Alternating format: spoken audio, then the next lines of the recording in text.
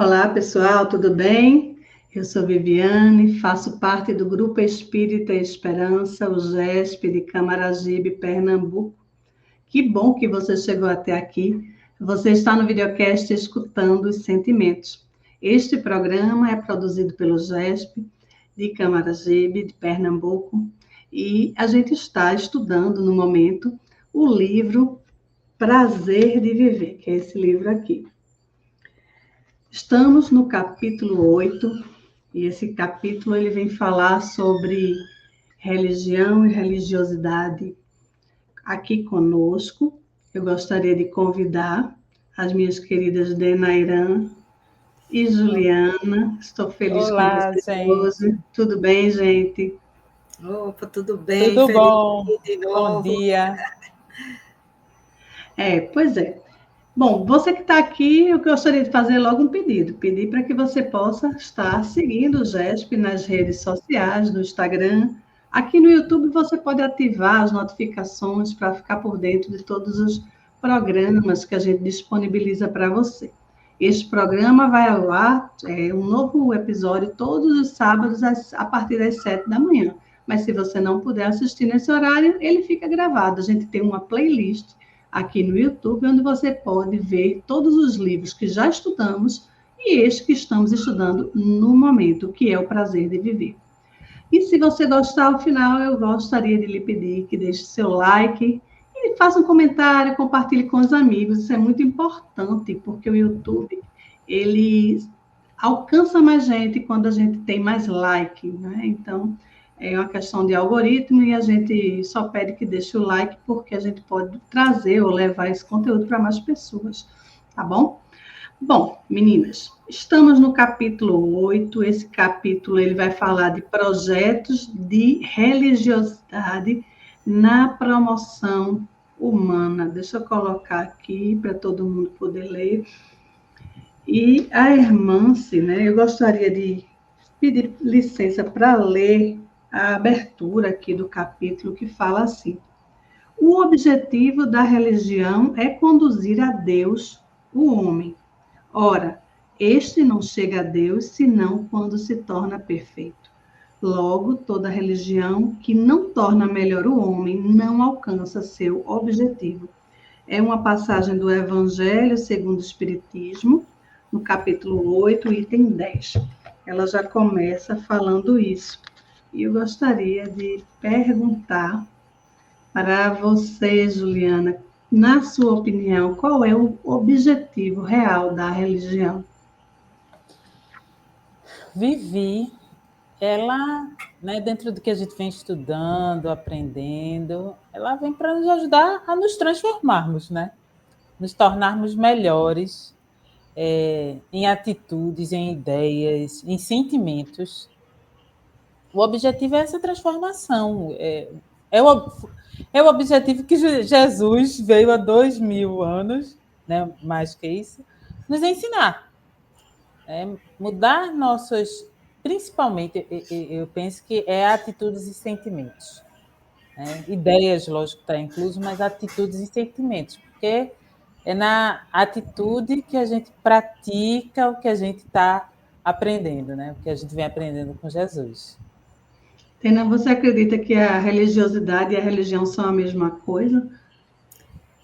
Não, porque a religião ela está estruturada, né? Tem uma estrutura dogmática e a gente tem diversas religiões espalhadas pelo mundo de acordo com a cultura, de acordo com as o crenças, guia, né? as crenças, o guia espiritual.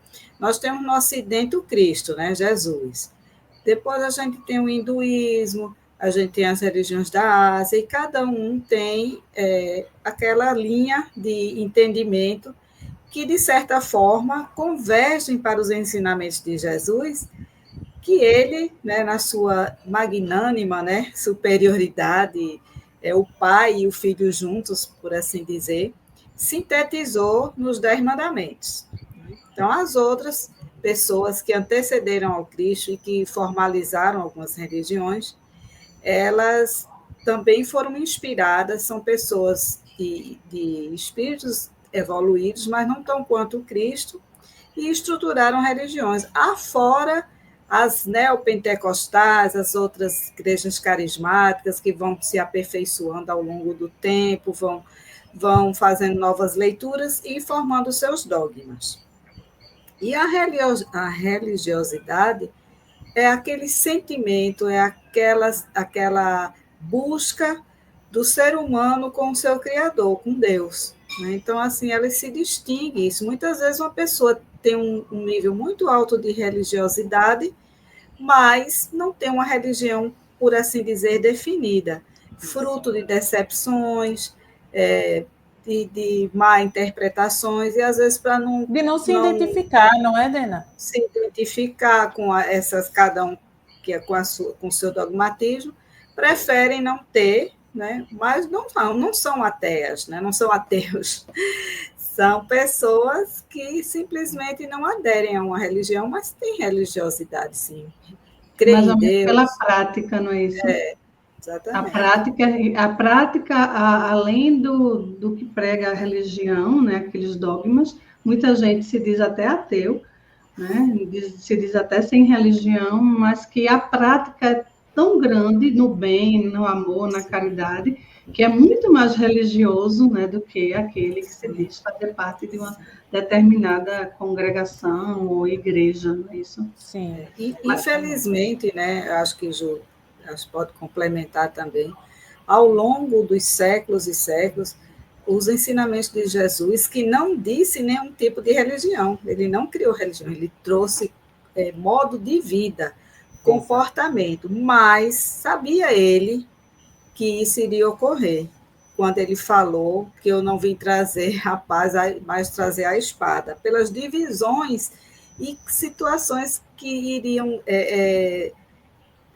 derivar de toda a mensagem dele, tão simples, tão pura, mas se criou toda uma estrutura.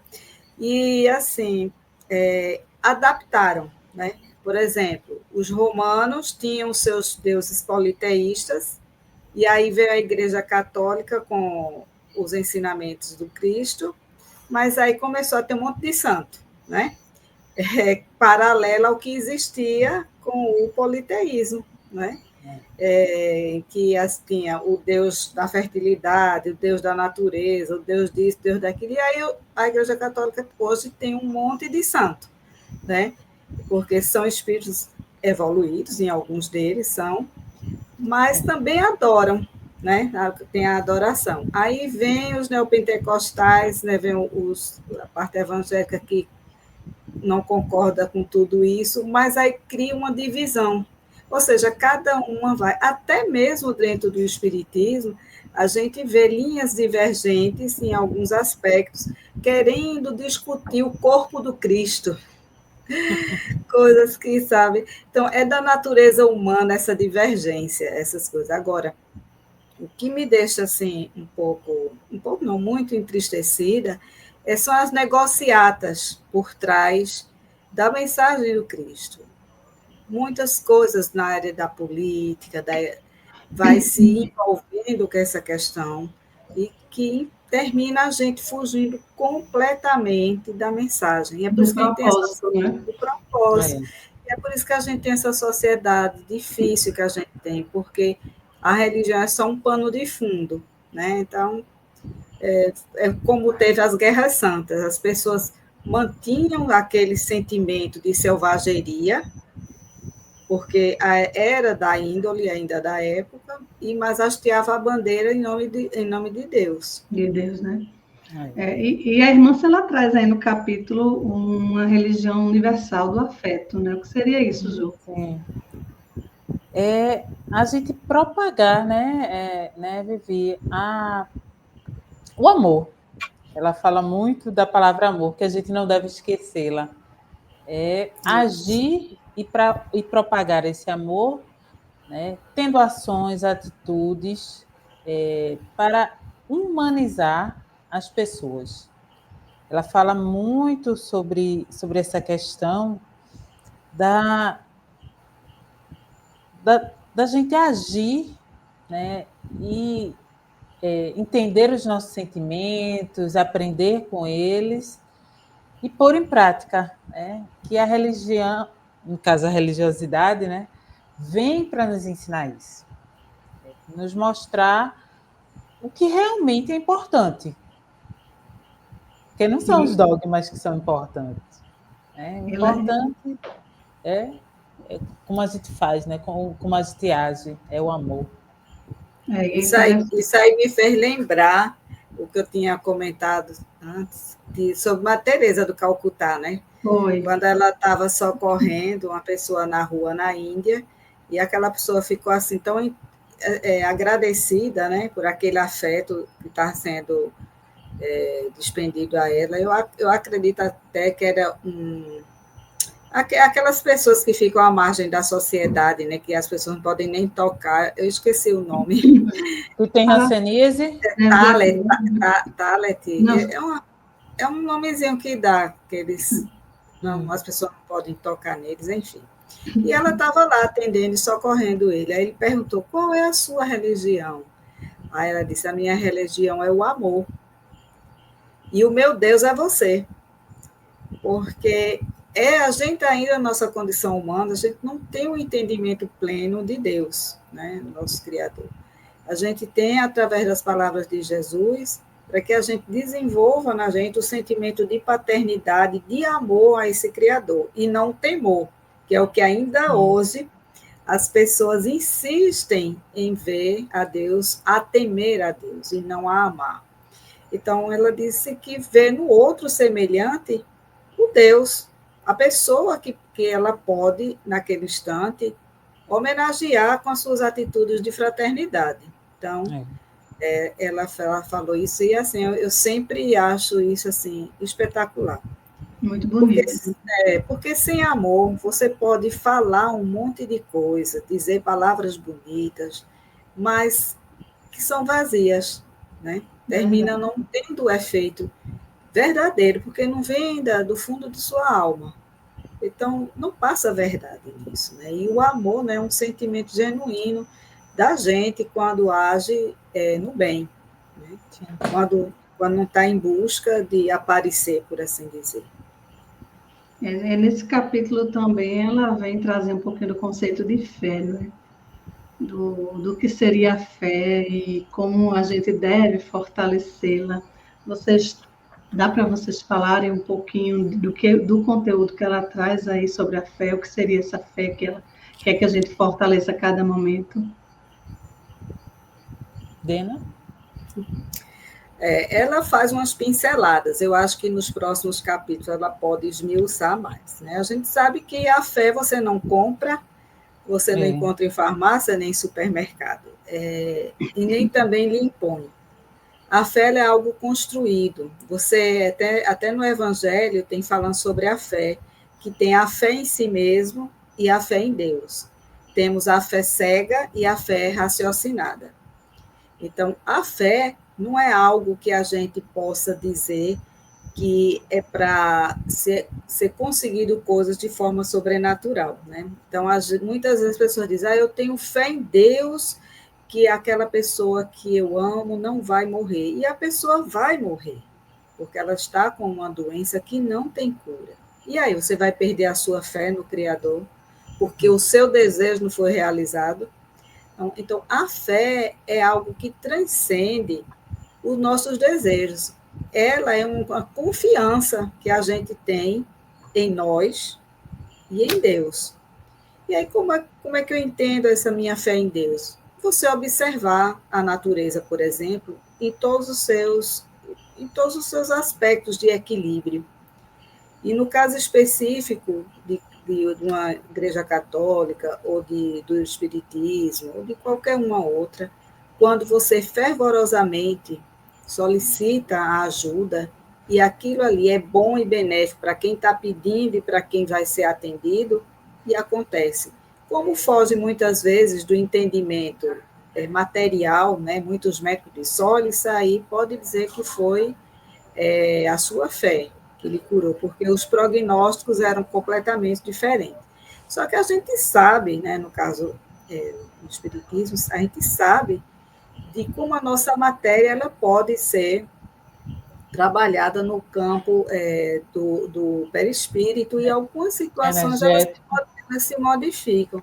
Mas tem um objetivo, não é pelo nosso querer, porque a gente quer.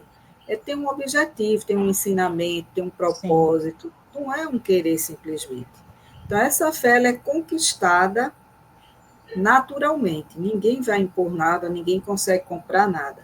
é. Né? Muitas vezes se adquire muito a fé nas situações de muitas situações difíceis, né? Terminam as pessoas encontrando essa fé.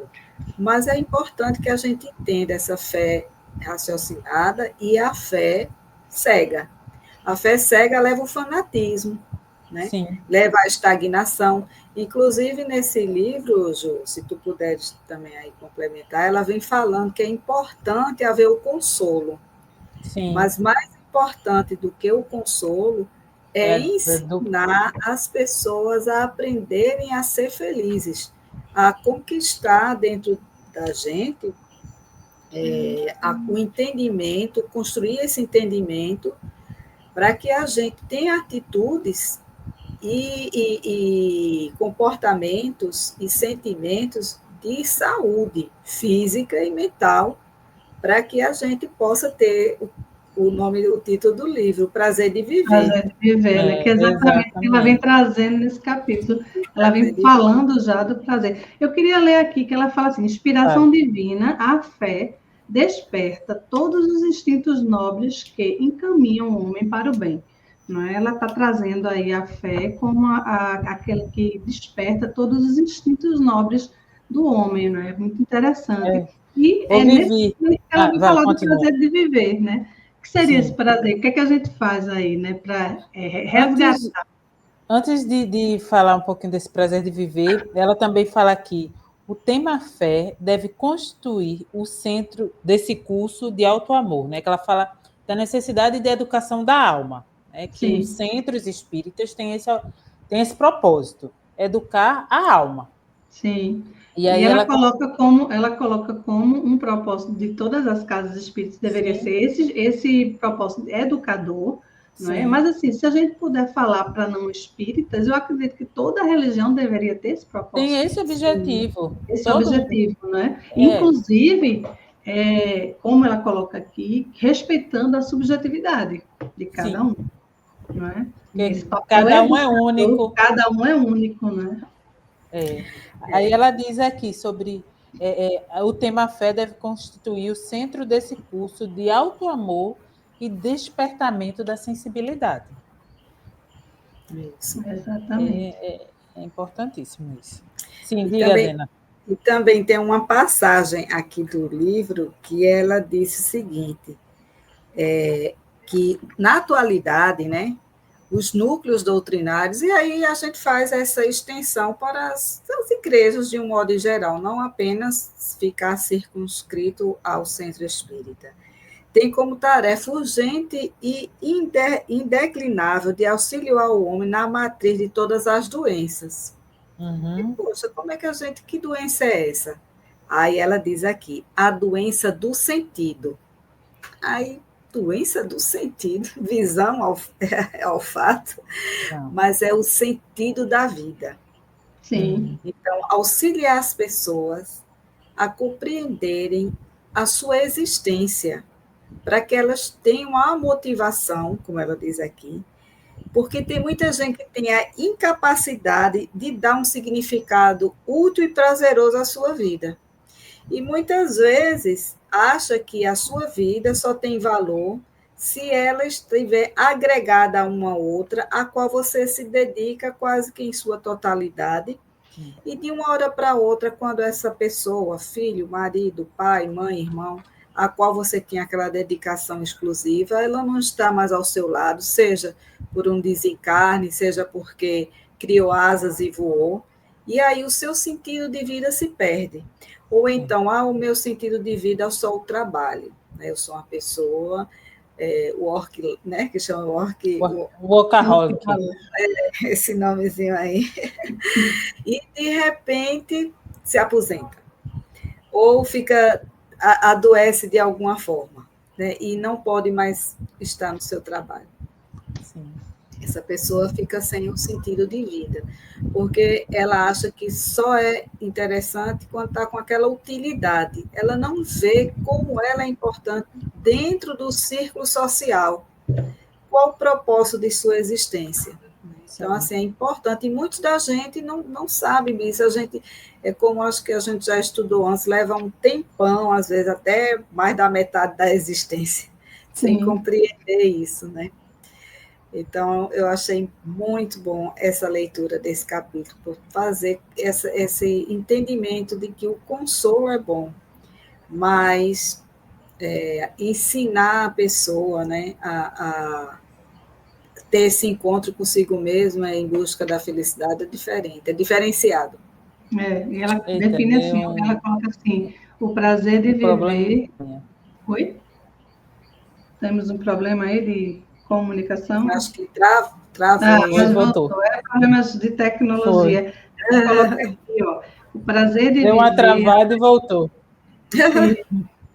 O prazer de viver é a maior conquista das pessoas livres, felizes e conscientes. Então, quando a gente consegue, através do autoconhecimento, através do exercício da fé, a gente consegue conquistar, né, esse prazer de viver, e a gente também consegue a liberdade plena, né? Assim, a felicidade está aí também. E isso está dentro do nosso consciente. É quando a gente traz para a consciência, e tudo isso que a gente está falando aqui, desculpa, é quando a gente resgata esse prazer de viver. A gente vive numa sociedade hoje muito adoecida, com problemas de ansiedade, né, depressão, e eu acho interessante que muita gente fala assim, porque fulano está com depressão, falta de Deus, falta de Jesus, né? E, na verdade, a irmã ela traz de uma forma bem simples aqui, que falta esse prazer de viver numa pessoa dessa, mas não necessariamente está faltando Deus, ou Jesus, ou nada, né? Está dizendo que talvez está faltando um propósito, né? Esse prazer, essa busca, né, desse prazer daquela pessoa. E esse capítulo ele é muito rico, porque ele traz temas assim, variados. A gente já falou de religião e religiosidade, agora já está falando do prazer de viver. Ele é muito interessante. Seria muito bom se você que está assistindo pudesse também adquirir o livro ou pegar em PDF aí para ler, porque toda vez que a gente lê um capítulo, tem aqui a visão de Dena, Juliana, Viviane, mas a sua vai ser diferente, né? Sim. E em vários momentos, se você reler esse capítulo, também vai ter uma nova visão. Mas é muito interessante. Para a gente encerrar, eu queria que vocês comentassem que essa frase que a irmã se traz. Nossa causa é o bem vivido e em sentido.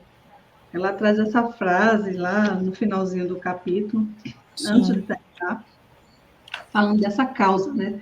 E eu acredito que quando ela fala na causa espírita aí, né? O bem vivido e sentido. O que é que ela quer trazer para a gente aí na conclusão desse capítulo? Penso eu, Vivi, que quando ela fala o bem vivido, é você agir.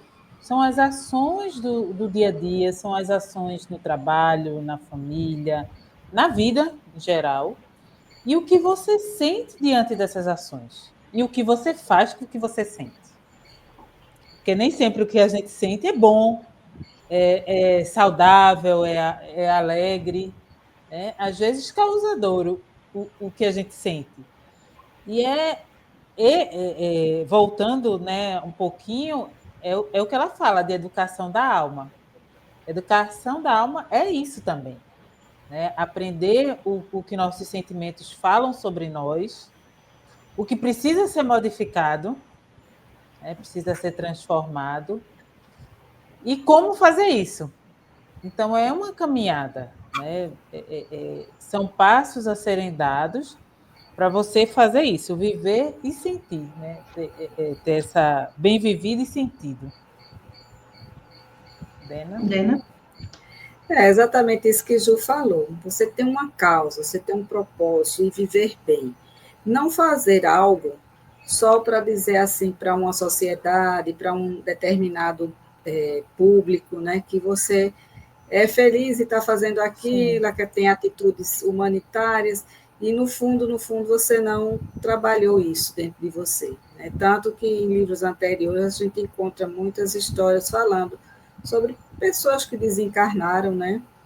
E estão, assim, em tratamento no Hospital Esperança, né?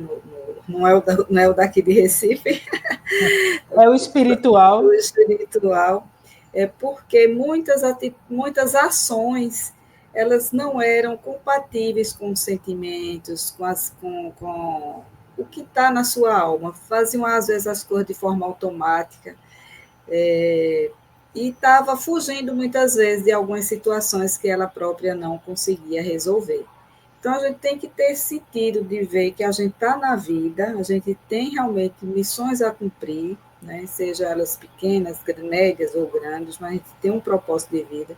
É como dizia até um cunhado meu, que ele dizia que se até um cachorro, e olha que cachorro não é coisa boa, né? Hoje todo mundo está homenageando cachorro mais que a gente. Mas se até um cachorro tem um propósito, né, que é de vigiar, de ficar atento, quanto mais um ser humano. Né? Então, nós somos criados, como tudo que tem na natureza, com um propósito. Então, a gente deve buscar esse propósito dentro da gente e ter atitudes de bem viver. E não só num determinado momento específico, né?